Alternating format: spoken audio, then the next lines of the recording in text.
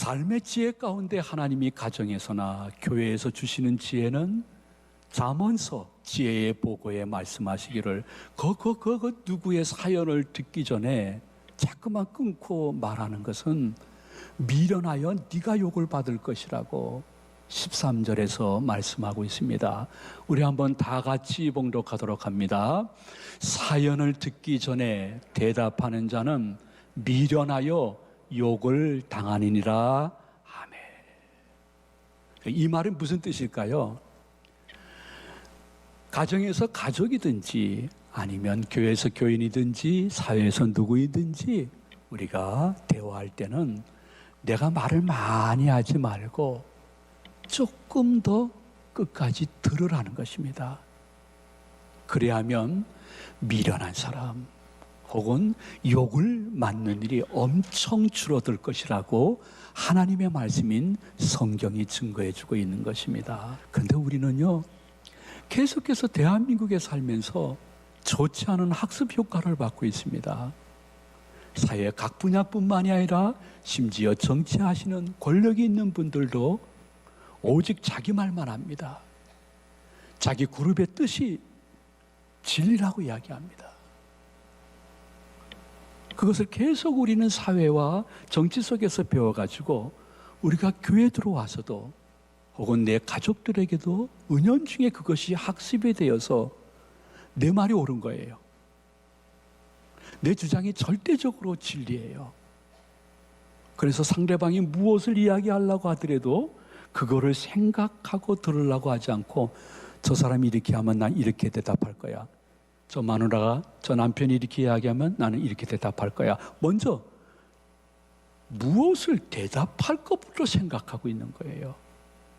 이유는 우리는 너무너무 자기 주장, 자기 팀, 자기 무리만 옳다고 끝없이 주장하는 세계 속에서 살고 있기 때문에 그 무엇을 경청한다는 것, 그리고 그 상대방에게 조금이라도 공감한다는 것을 훈련받을 수 없는 사회 속에서 6일 동안 살다가 주일날 이렇게 말씀을 들으면 갈등이 있는 분들도 분명히 있을 것입니다. 그러나 주님은 말씀하십니다. 야, 내가 너희들에게 귀를 2개 줬잖아. 그러니까 듣기는 속히 해. 그런데 말하기는 조금 더디하고 좀 성내기도 더디하는 것이 너희들의 가정이 사단과 귀신, 세상에게 휩쓸리지 않는 굉장히 중요한 비법이라고 야고보서 1장 19절에서 이렇게 말씀하셨습니다. 우리 다 같이 믿음으로 봉독합니다. 내 사랑하는 형제들아, 너희가 알지니 사람마다 듣기는 속히 하고 말하기는 더디하며 성내기도 더디하라. 아멘. 그렇죠.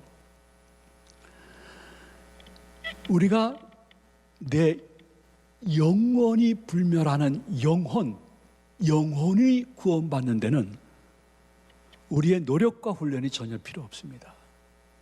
그러므로 영혼 구원만큼은 내가 영혼 구원의 복을 받은 것이지 내가 만든 것은 아닙니다. 오직 예수 그리스도의 십자가의 은혜로 우리가 구원의 복을 받은 것입니다. 그러나 여러분들이 가족끼리 혹은 남편과 아내 혹은 부자지간에 혹은 고부간에 혹은 교회에서 주님의 일을 사역을 감당할 때에 여러분들이 가져야 될 경청과 공감의 은사는 나의 훈련이 필요합니다. 내가 만들어 가야 될 것입니다. 물론 보혜사 성령님이 곁에서 도와주시겠지만은 이 부분 경청, 공감, 능력은 내가 만들어 가야 될 것이에요.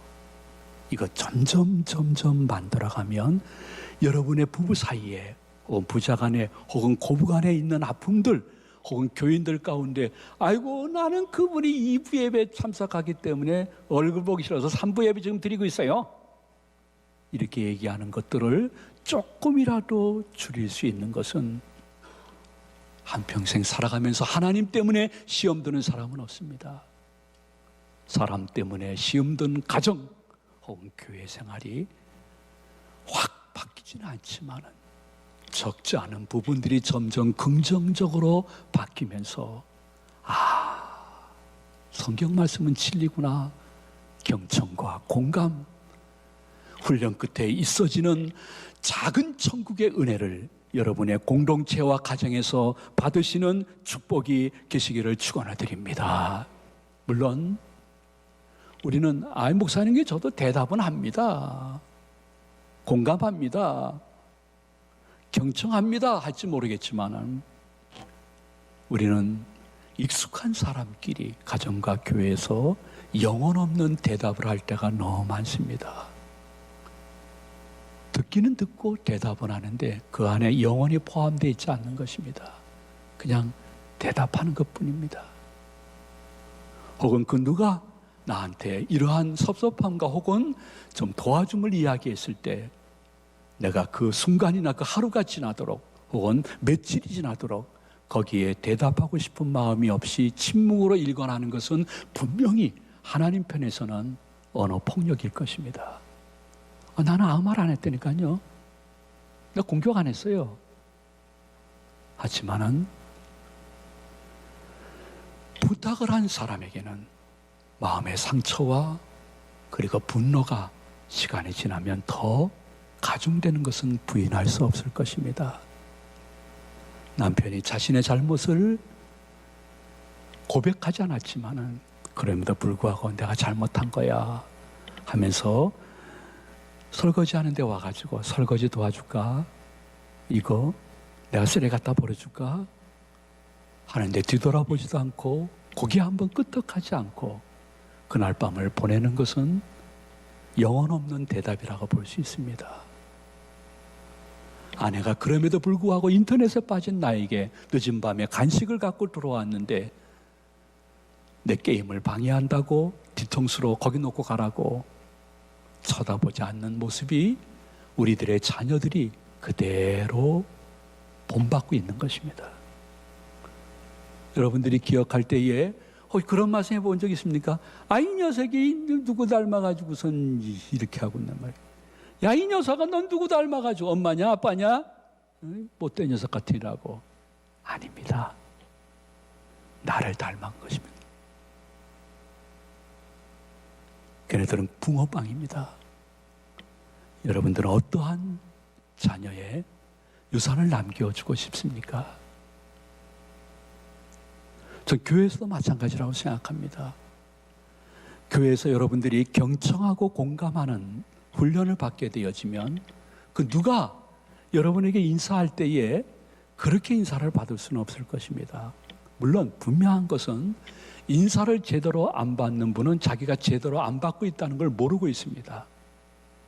그러므로 이야기를 해봐야 큰 효력이 없다는 것을 알고 있습니다.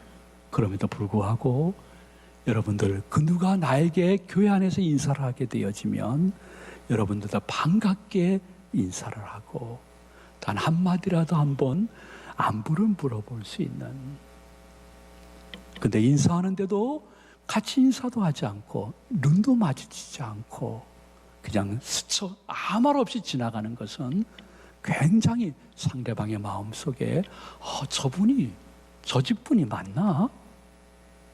물론 굉장히 저시력의 교인이 우리 교회 내에 있습니다. 완전 저시력이기 때문에 아주 가까이 오기 전에는 누구를 분별 못 하시는 분들이 있습니다. 그런 분들 보면서 오해하시면 안 됩니다. 오죽하면 눈이 그 정도까지 됐겠어요. 본인은 얼마나 힘들겠어요. 그런 분들 빼놓고 여러분 인사는 만사입니다. 혹은 누가 제일 친한 아내 혹은 남편이 여보 당신은 왜 사람이 지나가는데 그렇게 건성으로 인사해?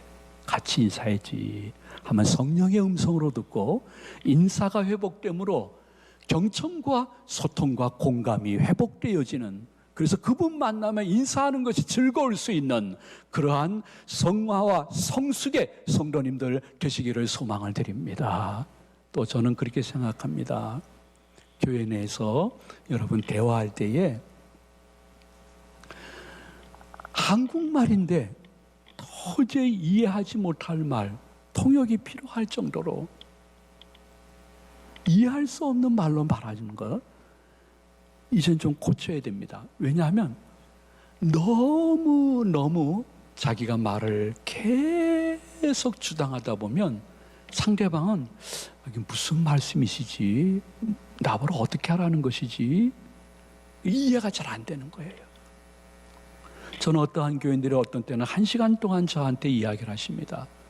어떤 분은 2시간 동안, 어떤 분은 3시간 동안 저한테 이야기하십니다. 놀라운 사실이 있습니다.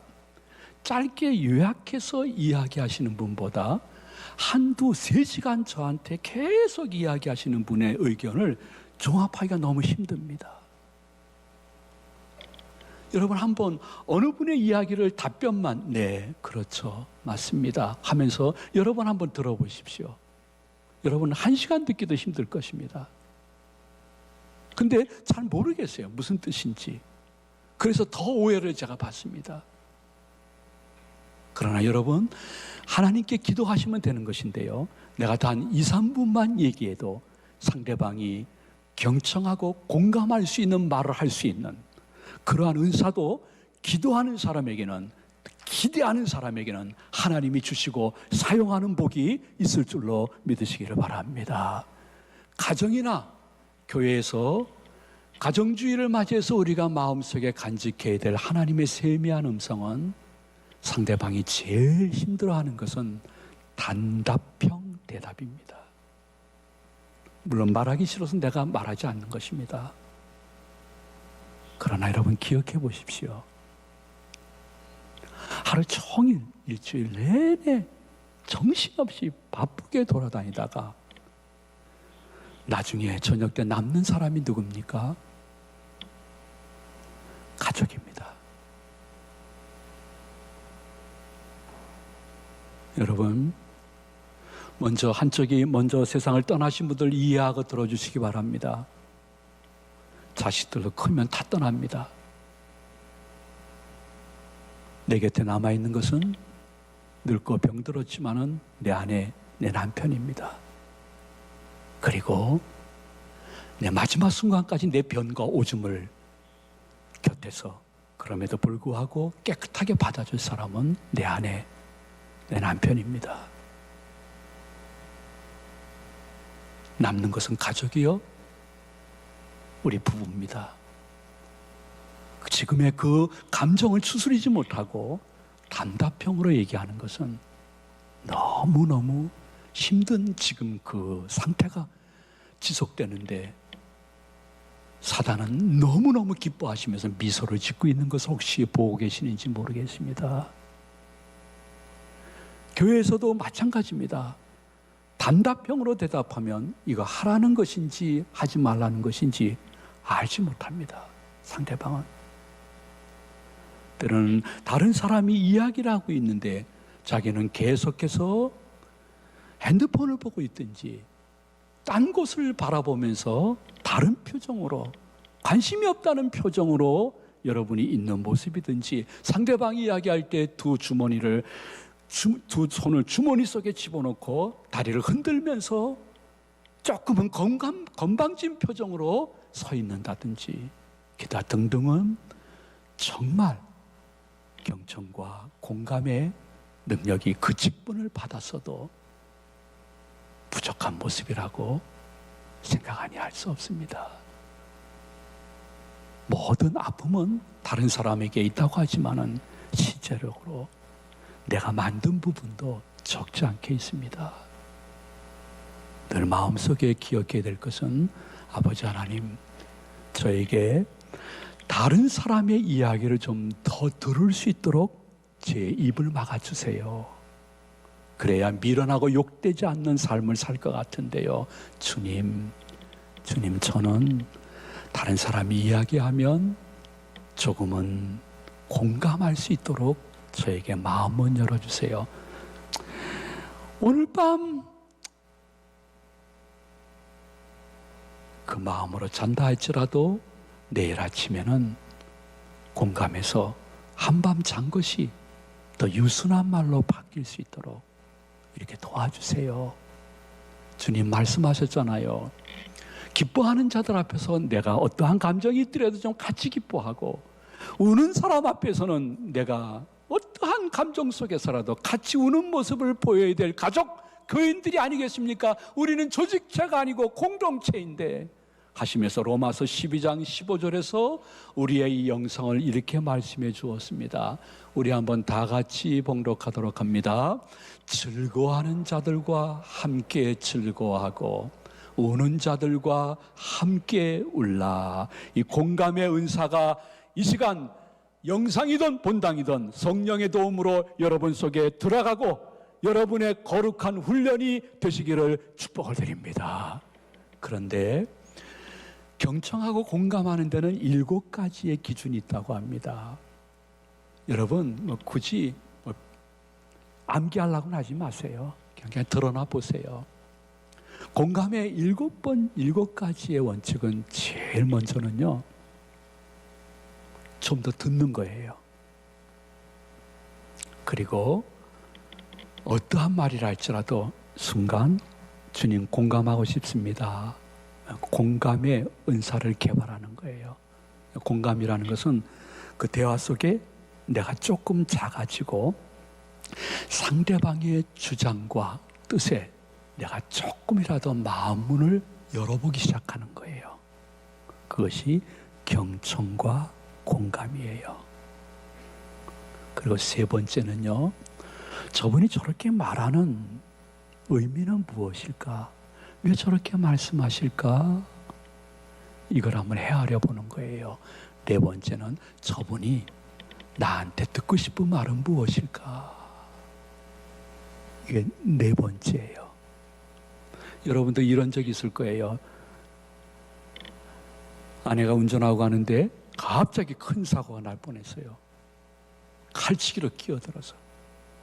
그래서 아내가 막 저렇게 칼치기로 끼어들면 이거 어떻게 막 혹시 막 이상한 욕도 한다고 생각해 보십시오. 그때 저나 여러분들은 남편으로서 당신도 좌우를 보면서 운전해야지, 당신에게도 책임이 사고 나면 30-40% 있는 거야.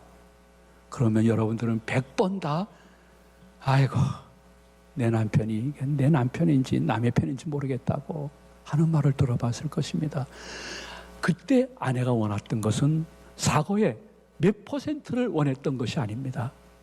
아유 그래도 당신 잘 피했네, 나쁜 XS 같으라고 하면서 같이 얘기해 주기를 바라는 것인데, 우리는 이 공감 능력이 부족해서 저나 여러분들이나 그러한 실수를 몇 번씩 해봤을 것이에요.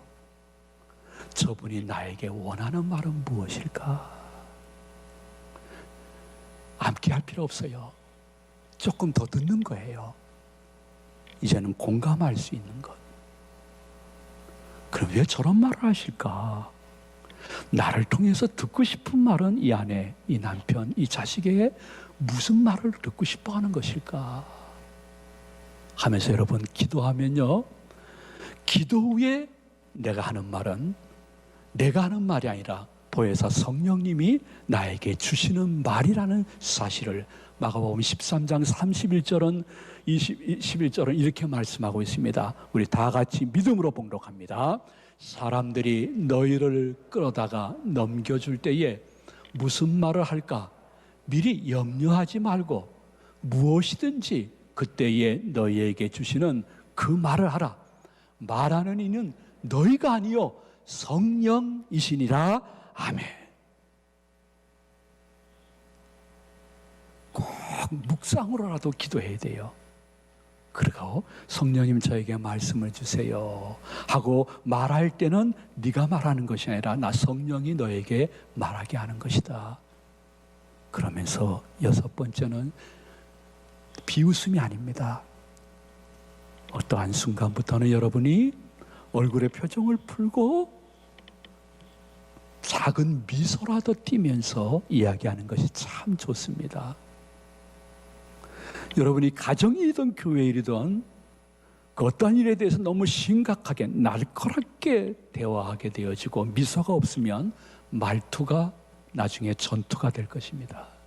코로나19 블루로 말미암아 많은 사람들이 힘들어하고 있고 우울증을 표현하지 못하면서 겉으로 웃고 있는 내 가족에게, 그 교인에게 어떠한 대화를 하더라도 마지막에는 격려하고 칭찬하는 것은 고래뿐만이 아니라 내 가족도 춤을 출 것인데, 왜 나는 수많은 것 중에 왜 격려와 칭찬을 내 아내에게 아끼는가? 내 남편에게 아끼는가? 내 자식에게 아끼는가? 이게 성령의 역사일까? 다른 영이 나를 휘어잡고 있는 것인가? 한 번쯤은 그분 앞에서 묵상하면서 자신을 훈련하는데 성공할 수 있는 한 주간이 되시기를 축원드립니다. 말씀을 마칩니다.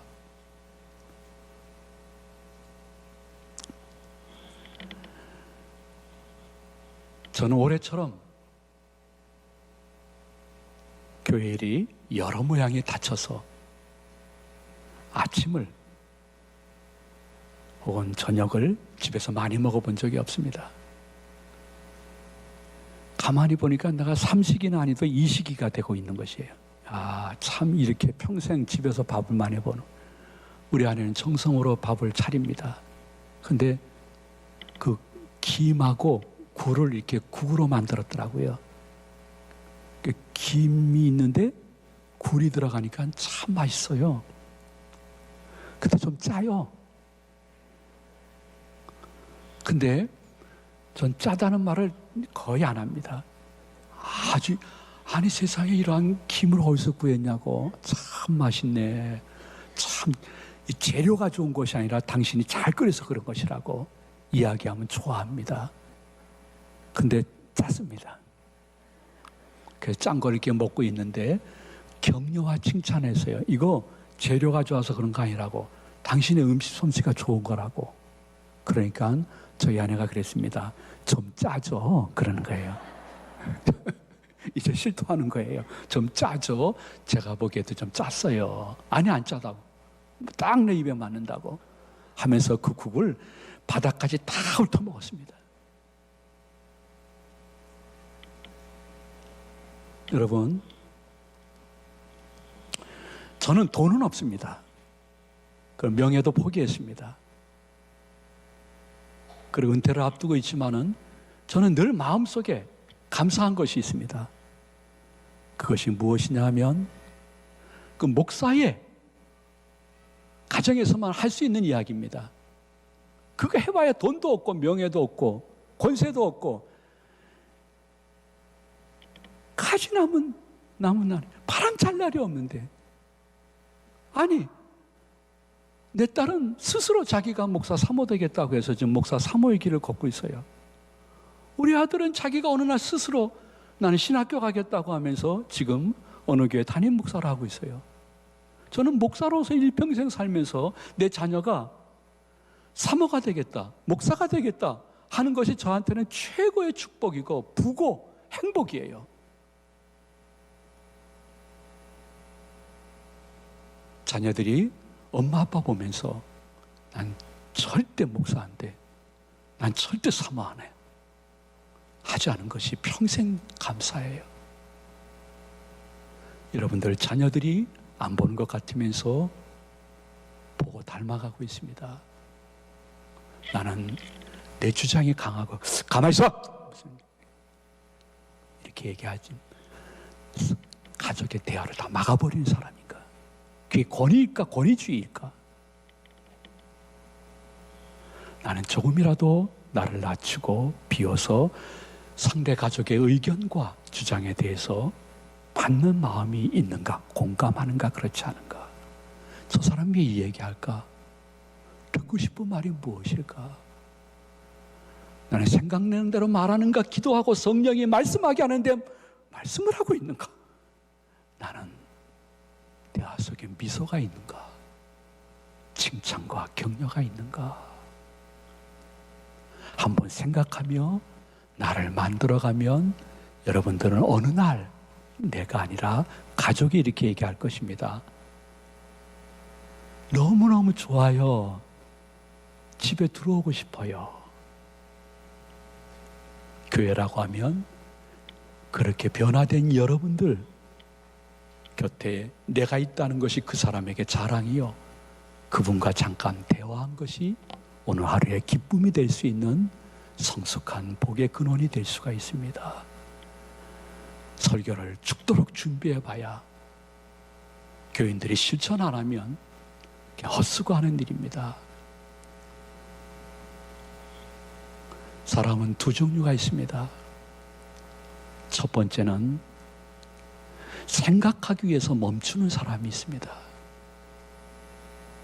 무엇인가 오늘의 설교를 듣고 생각하기 위해서 멈추며 묵상하며 자기를 바라보고 만들어가는 사람이 있습니다. 둘째는 아예 생각하는 것을 그만두는 사람이 있습니다.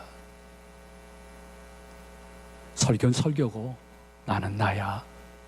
오늘 좋은 말씀이어서 생각하기를 아예 그만두는, 멈추는 사람이 있습니다. 여러분은 둘째가 아니라 첫 번째가 되어서 이번 한 주간이 가정에서 점점 성숙의 모습을 조금이라도 만들어갈 수 있는 아름다운 한 주간 되시기를 이 말씀을 준비해 주신 예수님의 이름으로 축원해 드립니다. 축복합니다.